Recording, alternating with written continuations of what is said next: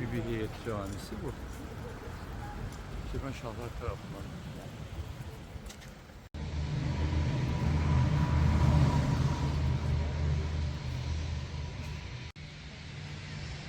Bir heyet camiine geldik şimdi.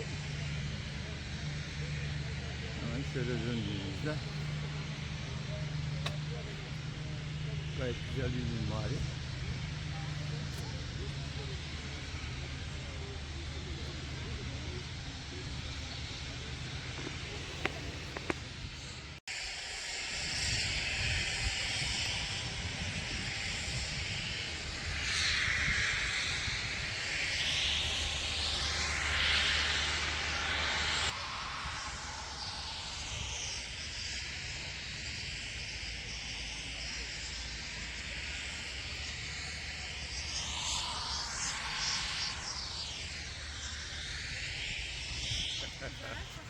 Azərbaycanda da çoxunluğu şiədir və bu məscid də şiə məscidi sayılır və bu məscidin çox maraqlı bir tarixi var. Tarix hardan gəlir çıxır? Əslində bu məscidin içində 4 dənə qəbir var. Bu qəbirlərdən biri Həzrət Həkimə xanıma məxsusdur. Bu xanım kimdir əslində? O Məhəmməd Peyğəmbərin 9-cu nəvəsidir. Hacı Musa Kazımın qızıdır və İmam Rızanın bacısıdır. Ancaq Məhəmməd Peyğəmbərin ölümündən sonra Sünnilər, Şiələr arasında müharibə baş verdiyi üçün Sünnilər onun qardaşını və atasını öldürmüşdülər. Bundan sonra da o öz siz demiş yeğenlərini, Türklər demiş yeğenlərini də özü ilə götürmüş və oradan qaçmışdır. Və qaçıb gəlib İrana, İrandan sonra da Bakıya gəlib çatıb və buradakı insanlar, yerli insanlar biləndən sonra ki, bu qadın belə bir qana məxsusdur və Sünnilərdən qaçır, burada bir yer axtarır özünə sığınmağa, ona sığınacaq verirlər və bu kişinin də adı yerli bir ticarətçi Heybət olur, Heybət adında bir kişi olur və o insan onları gizlədir və hətta başlayır o xanıma, qadının adı əslində Həkimədir, Həkimə xanımdır. O onu başlayır danışmağa, onu çağırmağa Bibi. Bibi bizim dildə, Türk dilində hala deməkdir. Çünki onun yeğenləri onu elə çağırardılar ki, heç kim onun adını bilməsin. Və sonradan da bu qadının çox şifalı bir əli olub. O insanlara, yəni bir əli ilə toxunsa belə onlar artıq şifa tapa bilərdilər. Buna görə də onlar öləndən sonra o da, onun yeğenləri də burada dəfn olundular və qəbirlərinin üzərinə də türbə yapıldı. Hətta Heybətdə sonradan belə bir özünə vəsiyyət bildi ki, bəs mən əgər ölsəm, məni bibinin ayaqları altında dəfn edərsiniz. O qədər onun üçün o dəyərliydi. Bəli. Və bu 8-ci əsrdə baş vermişdir. Yəni bir Həkimə xanımın qəbri burada dəfn olunmuşdur.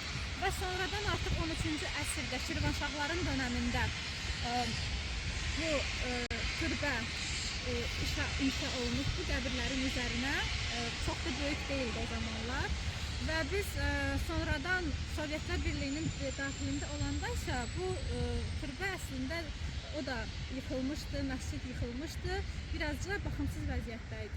Sovyetlərdən sonra artıq Demokratik Respublika dönəmində artıq bizim prezidentimiz bu məscidi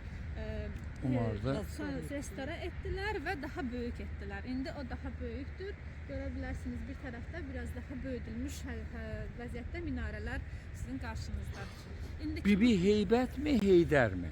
Bibi Heybət. Heybət. Heybət Bibinin adından gəlir. Heybət də adamın adıdır. Tüccarın adıdır. Bəli. Peki Musa Kazımın mı kızı dedi? Bəli. Hakimə. Bəli. İmam Rıza ilə bacı qardaşdılar. İmam Rıza, bəli. Musa Kazım. Tamam. Bəli. Və həmən o İmam Rızanın da övladlarıdır burada dəfn olunan. Həkimə xanım və həmən İmam İçəridə yazır ki, ben onlarda bir çəkərək. İçəri girdiğiniz zaman görəcəksiniz. Ortada, orada.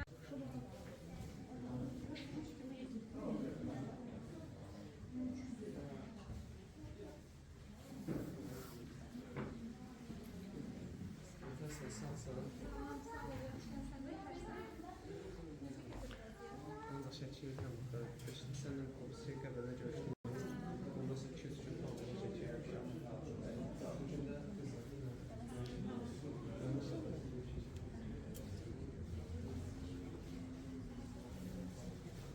Evet, Musa Kazım'ın kızı Bekimen'in mezarları bunlar. Burada bir Heybet Camisi'nin içinde defnedilip.